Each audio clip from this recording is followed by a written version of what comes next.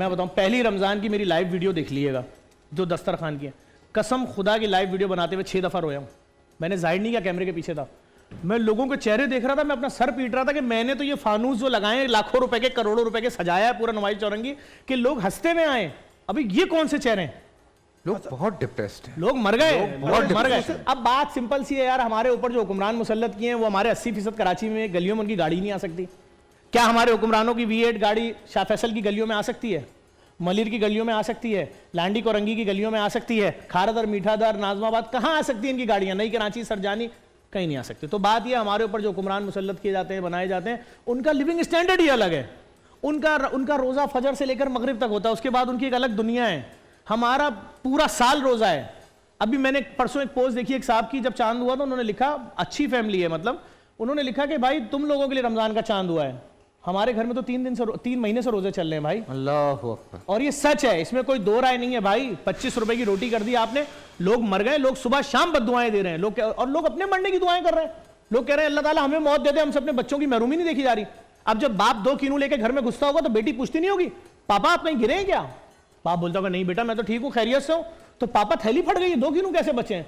वो बाप अपने मुंह पे जूते मारता होगा कमरे में कि मैं एक तो लेकर आया, 1 महीने बाद घर में कीनू, बच्चों का दिल फट गया, मैं तो 1 दर्जन कीनू लेकर आता था। 600 रुपए दर्जन थे कल। जुल्म देखें जरा, जुल्म। 2 कीनू 60 रुपए के, कोई पूछने वाला नहीं है। 600 रुपए दर्जन। जी जी जी। और चैलेंज कर रहा है, इतने से कीनू, इतने से। अच्छे वाले होते तो शायद 2500 रुपए दर्जन दे रहा होता।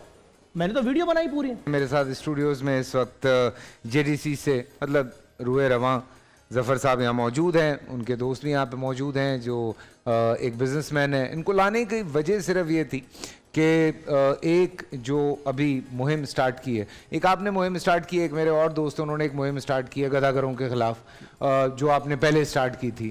तो बहुत अच्छा लग रहा है कि लोग इस तरह से इन चीज़ों पे सवाल उठा रहे हैं। और जब आप यहाँ से जाएंगे, मैं हमारे जो उलमा कराम हैं उनको आपका मैसेज ज़रूर दूँगा कि वो इस चीज़ को किस तरह से हैंडल करते हैं। बिकॉज़ खाने की चीज़ है और उसको इस तरह से मुस्तरद करना गलत है, लेकिन जो बात आप कर रहे हैं उसमें उस पर क्या उनका बयान आता है, मैं ये ज़रूर बात करूँगा कि उस चीज़ को वो किस तरह से हैंडल कर सकते हैं। भैया चूँकि वक्त कम है, बहुत सारी चीज़ें करनी होती हैं, हल क्या है इन तमाम चीज़ों का, मैं आप दोनों से पूछ रहा हूँ।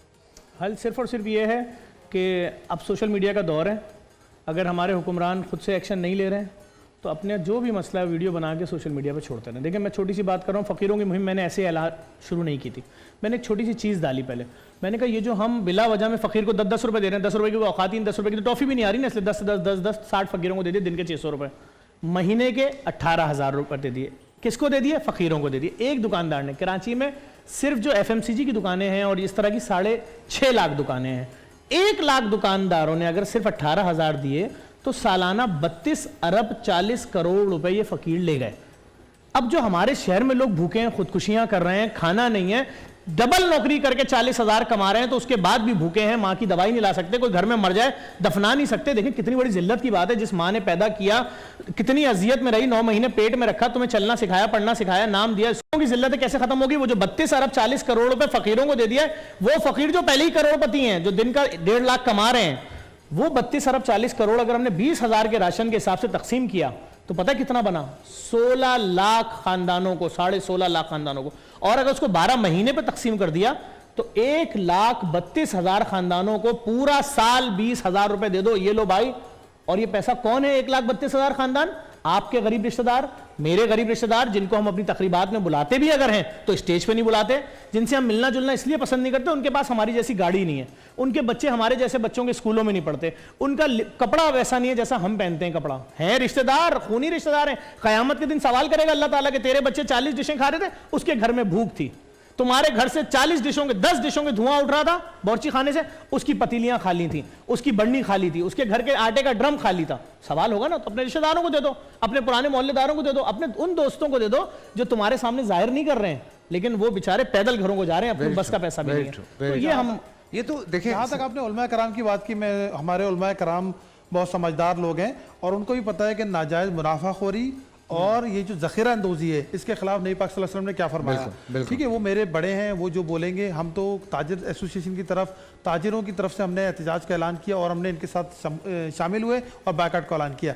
उलमा कराम को ये बात अच्छी तरह पता है कि ये कोल्ड स्टोर में ये सारी चीज़ें रख के ज़ख़ीरा अंदोज़ी की जाती है रमज़ान से पहले, और उसके बाद एकदम मार्केट में लेकर आया जाता है। आप ये बताएं ना, फल फ्रूट के ठेले जो ऑलरेडी होते हैं वो 10 गुना कैसे बढ़ जाते हैं। वो इन्हीं ज़ख़ीरा अंदोज़ इस रमज़ान आने का इंतज़ार करते हैं और नाजायज़ मुनाफाखोरी करके हमारी आवाम को, इन मुसलमानों को, तमाम दूसरे मुसलमान ममालिक में क्या होता है, नहीं है हमारे देखिए सिस्टम है, देखिए सिस्टम है, उसको इम्प्लीमेंटेशन करानी है। सिस्टम देखिए दुनिया में आप देखें जितने मुसलमान ममालिक हैं, मैं तो यहूदियों और दूसरे लोगों की बात ही नहीं कर रहा, मैं तो मुस्लिम ममालिक की बात कर रहा हूँ। हमारे मुस्लिम दोस्त क्या कर रहे हैं, आप मिसाल ले लें सऊदी अरब की, ईरान की, UAE की, आपने अभी मिसाल दी। इन तमाम लोगों ने सब्सिडाइज रेट पे अपने जगहों पे माल देना शुरू कर दिया। हमारे यहाँ क्या होता है कि 10 गुना प्रॉफिट में कर देते हैं। 100 रुपए वाला जो केला बिक रहा था वो 450 पे चला गया। तो ये सब चीजें क्या है, मेरी अपील है पूरे कराची वालों से, आप लोगों ने जिस तरह गदागरों का बायकॉट किया है, फ्रूट माफिया का भी करें। आज अपने दस्तरखानों पे अपनी वीडियो बनाएं, आप सब फल खरीद सकते हैं, मैं भी, ये भी, आप दस्तरखान की वीडियो बनाएं और तमाम अपने सोशल मीडिया प्लेटफॉर्म पे डालें, अपने सोशल मीडिया प्लेटफॉर्म पे डालें, अपने दोस्तों के सोशल मीडिया प्लेटफॉर्म पे डलवाएं और इसका बायकॉट इस अंदाज में करें कि आप आइंदा भी जिन चीज़ों से कराची को या पाकिस्तान को परेशानी होती है उनका वो करें। दूसरी एक और चीज़ हम तो टैंकर माफिया भुगत रहे हैं। आपने एक बात की ना, टैंकर माफिया क्यों भुगत रहे हैं, अपनी वजह से भुगत रहे हैं, अपनी वजह से भुगत रहे हैं। क्योंकि देखें 600 अरब रुपए जो शहर पाकिस्तान जमा करके देता है, उसमें आपके शहर का हिस्सा 400 अरब रुपए है।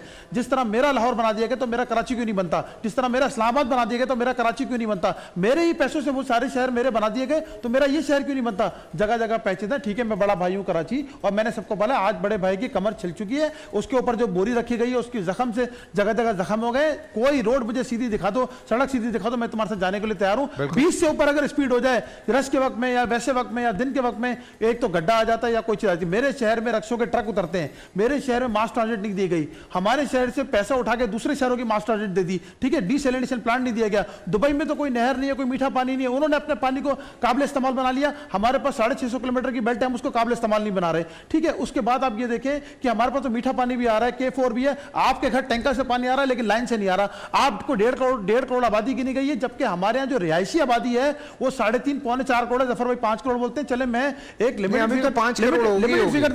फिगर देता हूं कि 3.5-4 करोड़ है वो रिहायशी लोग हैं। आप रिहायशी पते पे यहां पर गिन नहीं रहे हो, वो रिहायशी निकलता है मर्दान का, सिंध का, लेकिन रहता यहां पर है 2-2 साल, वो अपने गांव देहात और अपने शहरों में नहीं जाता। मैंने उसको मान लिया कराची हाइट्स, आप तो मानो, आप उसको कम से कम रिहायशी पतों पे गिन के हमें पानी उस हिसाब से दो, हमें रोड उस हिसाब से दो, हमें लोग उस हिसाब से दो। हमारे साथ तो वो सब कुछ हो चुका कराची के साथ। अब कराची का लड़का, मैं बोलता हूं कराची का लौंडा अगर आप बाहर नहीं निकला ना। बोल एंटरटेनमेंट के शोज देखने के लिए हमारे चैनल को सब्सक्राइब करें और बेल आइकन पर क्लिक करना ना भूलें।